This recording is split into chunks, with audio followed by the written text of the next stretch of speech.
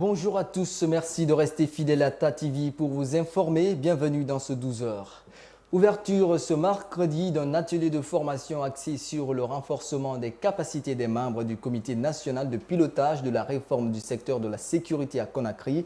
L'objectif est d'expliquer aux participants les recommandations de la Convention 1325 des Nations Unies sur le rôle prépondérant que jouent les femmes au sein de la société. Aïssata Fofana pour le compte-rendu.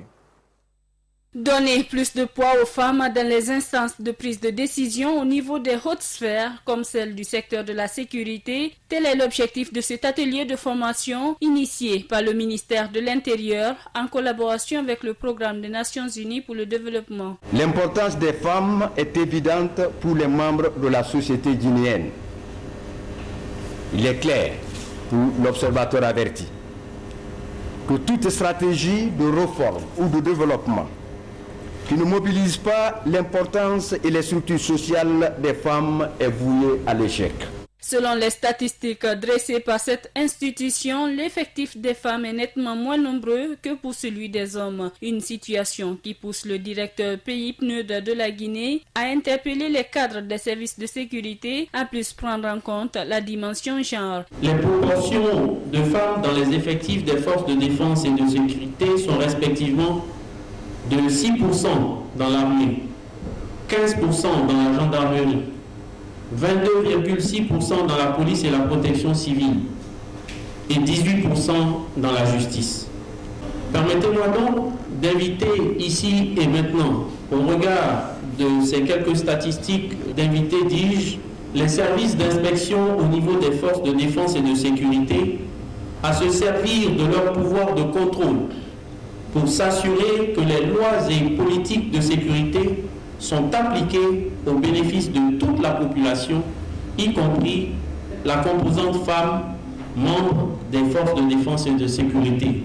Un défi donc lancé aux participants pour réfléchir sur les mesures envisageables afin d'honorer l'engagement du pays envers les Nations Unies sur la résolution 1325. Vous allez, pendant ces 2 jours, réfléchir sur la dimension du genre au niveau des effectifs, dans l'armée, dans la gendarmerie, dans la douane, dans l'environnement de la justice. Quelles sont les mesures qui sont envisagées pour que notre engagement d'avoir signé en tant qu'acteur des relations internationales la résolution 1325, nous sommes tenus de nous soumettre aux obligations émanant de cette résolution. Pour le ministre conseiller à la présidence chargé de la RSS, les fonctionnaires du secteur de la sécurité devront se battre pour donner une place de choix aux femmes, vu les différentes initiatives dont elles sont tributaires. Je souhaiterais que dans les recommandations apparaisse une bonne place pour trouver plus d'opportunités aux femmes dans les écoles de l'armée, dans les écoles de la police, dans les écoles de la gendarmerie, pour qu'on ait un plus grand nombre de femmes. Et lors des recrutements, mais ça, le ratio qui est prévu et que nous essayons d'atteindre, n'est-ce pas, ce ratio de 30% au moins. Cette vision de renforcer le rôle et la place de la femme au sein de la RSS matérialise ainsi les recommandations des documents cadres élaborés, notamment le rapport d'évaluation sur la sécurité établi par les Nations Unies et l'Union européenne. Et puis, autre image de l'actualité, partenariat entreprises et établissements de formation, tel est le thème d'un forum national lancé ce mercredi à Conakry. Premier du genre en Guinée, cette rencontre d'échange vise à jeter les bases du partenariat entre institutions de formation et le secteur privé pour ainsi améliorer la qualité de l'apprentissage au sein des institutions d'enseignement supérieur et de formation professionnelle. C'est le ministre d'État des Mines et de la Géologie qui a procédé au lancement des travaux de ce forum. Alcini Diallo. Dans la recherche de la réinsertion sociale des jeunes en Guinée, le gouvernement, à travers notamment le ministère de la Jeunesse, a initié le projet « Booster les compétences pour l'employabilité des jeunes ». Ce projet, financé par la Banque mondiale à hauteur de 20 millions de dollars américains, constitue une des réponses que les autorités entendent apporter à l'épineuse question de l'emploi de cette couche qui, selon des statistiques, 22% sont économiquement inactifs. C'est pour donc inverser la donne que ce forum de 3 jours entre entreprises et établissements de formation a été organisé. C'est un forum d'information. Les jeunes viendront prendre de l'information, sauront exactement comment s'orienter à l'école, ou ceux qui ont déjà fini les études sauront qu'il y a des opportunités qui existent désormais pour améliorer leur employabilité, pour des stages en entreprise ou des stages avec le gouvernement. Ce forum est un premier dans notre pays où justement un fonds qui est en place, un fonds compétitif destiné à l'amélioration des projets ou la création des projets du secteur privé et de l'enseignement supérieur pour booster l'employabilité de nos jeunes. Pour le représentant de la Banque mondiale à ce forum, cette rencontre va permettre aux diplômés d'être compétitifs sur le marché d'emploi. Ce qu'il a été constaté qu'après la sortie de ces institutions d'enseignement, on est titulaire d'un diplôme, mais lorsqu'on est face à une entreprise pour une demande d'emploi, on constate qu'il y a un gap entre ce que vous avez appris et ce dont l'entreprise a besoin pour que vous soyez utile au poste de travail. Donc pour répondre à ce besoin, ce projet a été mis en place en accompagnement de la Banque mondiale pour essayer de répondre à cette problématique en améliorant l'employabilité. Donc vous avez déjà une formation universitaire ou professionnelle, mais il y a un gap qui ne vous permet pas d'être directement utilisé au poste de travail. Donc c'est pour régler ce problème que ce projet a été mis en place et la banque a accompagné le gouvernement dans ce. Le ministre d'État des Mines et de la Géologie a promis aux organisateurs de ce forum de tout mettre en œuvre pour que ce projet soit un levier pour la jeunesse guinéenne. Le gouvernement s'engage à faire de ce projet un moyen majeur d'amélioration des compétences des jeunes. À ce titre, nous nous emploierons à créer les conditions de mise en œuvre cohérente et de pérennisation de projets. J'invite dans ce cadre les départements ministériels directement concernés par le projet à tout mettre en œuvre pour que des mesures urgentes soient prises dans le sens de la mise en œuvre de ce projet.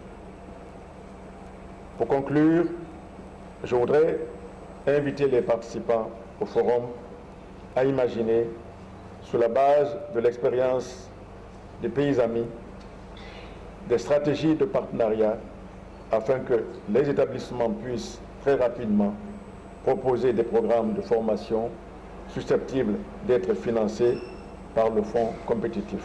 De façon globale, ce projet Booster les compétences va financer des activités de formation de courte durée basées sur le partenariat public-privé durant les 6 années d'exécution 2015-2020. Mise à niveau de 3 jours des cadres du ministère de la Culture et du Patrimoine historique à management de projet. Les travaux entamés ce mercredi doivent permettre aux chefs de division et de département du ministère de comprendre les démarches qui aboutissent à la réalisation des projets sur les arts et la culture. Sayoum Kourma.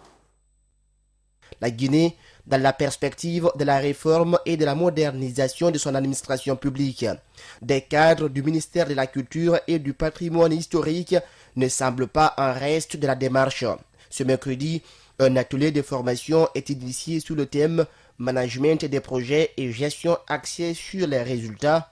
Pendant 3 jours, les participants cerneront les démarches logiques et pratiques à adopter, démarches leur permettant de cheminer vers la préparation, la réalisation et le suivi des projets, mais également définir les stratégies d'obtention des fonds auprès des partenaires en vue de la mise en œuvre des projets sur la promotion de la culture. Nous avons pour mission fondamentale de l'administration publique la conciliation des activités du personnel aux missions qui les sont confiées.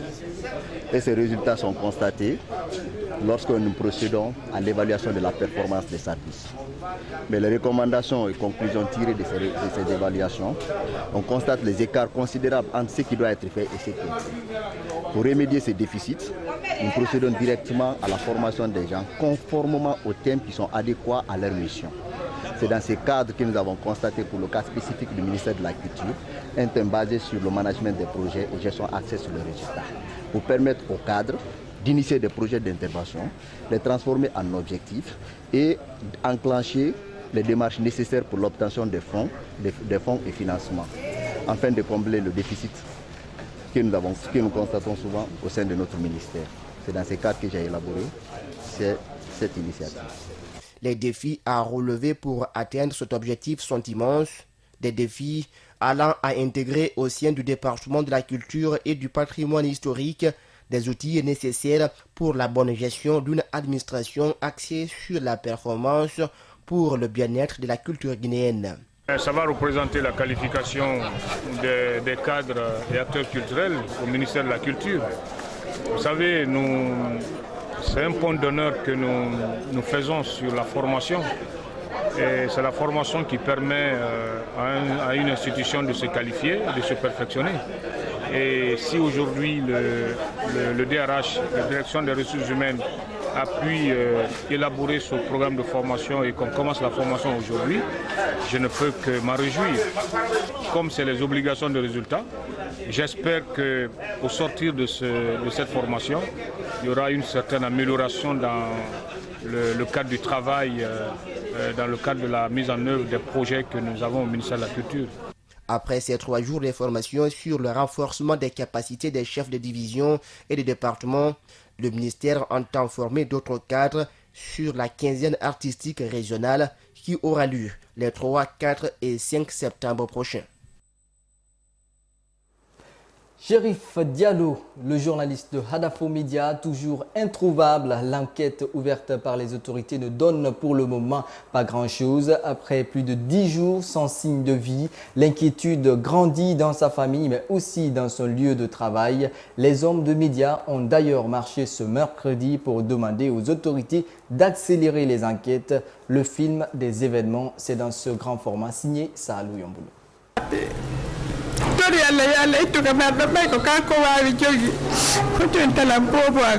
Cri de cœur d'une mère qui attend inlassablement le retour de son fils depuis 2 semaines maintenant. Je demande à toute personne qui retrouve Chérif de m'aider à le récupérer.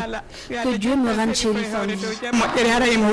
Chérif Diallo, son fils aîné, est sorti le 23 juillet dernier. Depuis, aucune nouvelle de lui. Selon nos informations, le jeune reporter d'Espace TV a quitté son lieu de service après avoir rempli sa mission. Agent ce jour-là, il confie à ses amis son intention d'aller le rompre en famille. Depuis, ses collègues ne l'ont plus revu. Il est parti à la maison donc, car il a été aperçu là-bas par certains membres de sa famille. Et de la maison, il a été à l'université René Lévesque. Il faut dire que Chérif chevauchait entre le journalisme et l'enseignement. Donc à l'université René Lévesque, il donnait des cours d'appui. Et cette université appartient à sa tante. Et c'est cette tante qui a confié à Chérif un marché d'impression d'affiches publicitaires. Chérif a donc voulu travailler sur le projet avec des amis. Et ce jeudi soir, il avait rendez-vous avec ses amis là-bas. Ils ne se sont pas entendus sur l'exécution du projet, sur le partage de l'argent. À l'issue de l'incompréhension, une vive altercation. Et sur le coup, les amis au nombre de 4 ont embarqué une partie du matériel informatique et sont repartis. Chérif a suivi quelques minutes après sur sa moto. Et depuis, aucune nouvelle. Ses amis en question auraient été entendus par les forces de sécurité. Mais la démarche n'a pour le moment rien donné. Dans la rédaction du groupe Hadafo Média, les soucis prennent place dans les esprits et les cœurs. On se dit quelque part qu'on n'a pas appliqué la bonne règle pour le rechercher. C'est ce qu'on se dit tous les jours, tellement que l'inquiétude grandit. Vraiment que c'est très difficile parce que ce qui est flippant dedans, c'est qu'on ne sait pas ce qui lui est arrivé. Est-ce qu'il va bien? Est-ce qu'il ne va pas bien? On n'a aucune idée. Tout ce que nous faisons aujourd'hui, c'est de prier pour qu'il se porte bien. Situation difficile pour ses collaborateurs, mais aussi pour l'ensemble de la presse nationale. Des hommes de médias ont marché ce mercredi pour demander aux autorités d'accélérer les enquêtes pour que Chérif Diallo rentre très vite à la maison. Notre démarche aujourd'hui pour demander aux autorités de nous aider pour retrouver ce Chérif Diallo, parce que c'est important. Ce n'est pas l'affaire de Hadafo Média, c'est l'affaire de tout le monde, encore une fois de plus, je le dis. Si on ne se mobilise pas maintenant, aujourd'hui c'est Chérif, demain c'est vous, après-demain c'est moi, donc tout est possible. Tout au long du trajet qui a commencé à la mosquée sénégalaise jusqu'au ministère de la Communication, en passant par la haute autorité de la communication et le ministère des droits de l'homme et des libertés publiques, La presse s'est faite accompagner par la société civile, mais aussi par Alcénie Makamera Kake. Une affaire du gouvernement, parce que ma présence ici, c'est venir apporter le soutien du gouvernement et que nous ne ménagerons aucun effort pour faire en sorte que le journaliste là soit retrouvé sain et sauf. C'est ce que nous espérons. L'inquiétude devient de plus en plus grande, mais les confrères et les parents du jeune journaliste ne perdent pas espoir. Je dis à Chérif de tenir bon, qu'il ait le courage, qu'il ait la force, il va me revenir. On a besoin qu'il revienne. Où que tu sois, je suis fier de toi et je suis pressé que tu reviennes à la maison. Je m'aimerais lui dire de rentrer ici. Il est dépendant de lui, mais si il est indépendant de lui, pardon, je souhaiterais que les gens qui nous regardent et qui le détiennent soient sensibles face à cette circonstance-là. 15 jours après sa disparition, le ton a été donné ce mercredi. Hommes de médias et familles de la victime appellent à une mobilisation nationale pour que Chérif Diallo retrouve rapidement les siens. Justement, autour de cette disparition, la police nationale, depuis l'annonce, s'active inlassablement sur le terrain pour rechercher et retrouver Chérif Diallo ou tout au moins ses détenteurs. Ce mercredi, devant un parterre de journalistes, le porte-parole Boubacar Kassé a présenté le point des enquêtes conduites par la police. Pour l'instant, une piste sur deux semble intéressante. Daouda Mohamed Kamara. Où peut-être Chérif Diallo? Qui peut le détenir? Bref, que lui arrive-t-il? Ces questions, si elles reviennent sans cesse au sein de la corporation, il en est de même pour la police nationale. Aussitôt informée par le groupe Adafo Média, la police a ouvert des pistes d'enquête. Et ces enquêtes préliminaires sont menées par une commission domiciliée à la direction centrale de la police judiciaire. À ce jour, une première piste est profondément explorée. Parallèlement au fait que Chérif Diallo travaille à Espace, il donne aussi des cours de journalisme à l'université René Lévesque. Il a aussi installé un studio chargé de la formation, de la production, et ça il aurait monté depuis le mois de mai 2015 en rapport avec un associé du nom de Ablaye Diallo. Et compte tenu du fait que Ablaye Diallo, c'est lui qui aurait investi jusqu'à hauteur de 45 millions pour l'installation, pour l'achat du matériel pour la circonstance, a dit, lui, il exige 70% de la part d'intérêt. Cette activité au sein de cette université, selon le porte-parole de la police, était méconnue des collaborateurs de Chérif Diallo. Celle-ci, c'est le Gandal multimédia de formation et de production en montage vidéo, conception graphique, imprimerie et décoration à Amdalaï. Pour Boubacar Kassé, deux de ses associés ont déjà été entendus. Et le jour de sa disparition, la veille même, il y a eu un entretien entre les deux associés. C'est une des premières pistes que nous avons, que nous sommes en train d'exploiter. Et nous allons aller en profondeur par rapport à cela. L'ARPT a eu à mettre à contribution donc les répertoires que nous allons professionnellement aussi exploiter. Ablaye Diallo et Ablaye Bari, qui est un des maintenanciers, ont été convoqués. Récemment, la police aurait eu vent de sa présence à Koba. Mais après enquête, son interlocuteur avec qui Chérif serait dans ce village lui aurait dit qu'il y a quitté. Pour lui permettre d'aller plus vite donc dans les enquêtes, la direction générale de la police nationale, rassurant les populations, les invite tout de même à une meilleure collaboration. Ceci pour dire qu'en matière d'enquête, aucune piste n'est à sous-estimer ou à surestimer.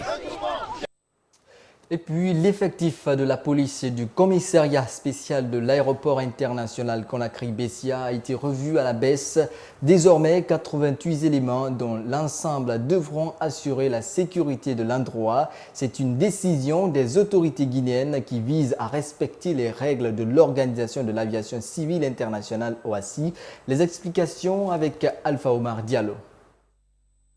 Fini la pléthore au commissariat spécial de l'aéroport de Conakry. L'effectif policier du commissariat baisse de plus de 150 à seulement 88 éléments. La décision est du ministre de l'Intérieur. Objectif, mettre la Guinée au standard international des aéroports conformément aux principes de l'Organisation de l'aviation civile internationale OACI. C'est pour obéir donc à ces exigences de l'OACI. Nous étions à plus de 152 éléments à l'aéroport de Conakry, chose qui n'est pas normale. On n'était pas dans les normes. Puisque si tu vas dans les aéroports internationaux à travers le monde, tu ne trouves pas cet effectif élevé, donc les autorités ont pris la décision de procéder à une réduction de l'effectif des éléments dans mon service. La décision a par ailleurs permis la nomination d'un commissaire spécial adjoint et d'un commandant de peloton. Le commissaire Fassine Konaté est le promu au poste de commissaire spécial adjoint.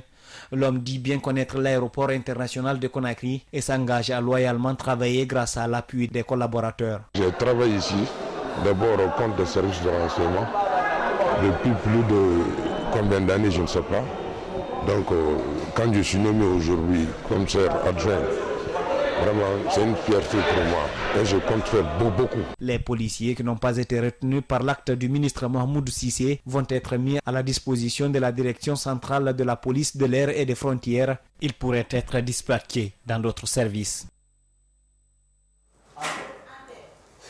Autrement dit, de retour dans le pays, précisément à Guékédou, avec la finale du trophée professeur Alpha Condé qui s'est joué ce dimanche, organisé par l'antenne CRAC de la localité.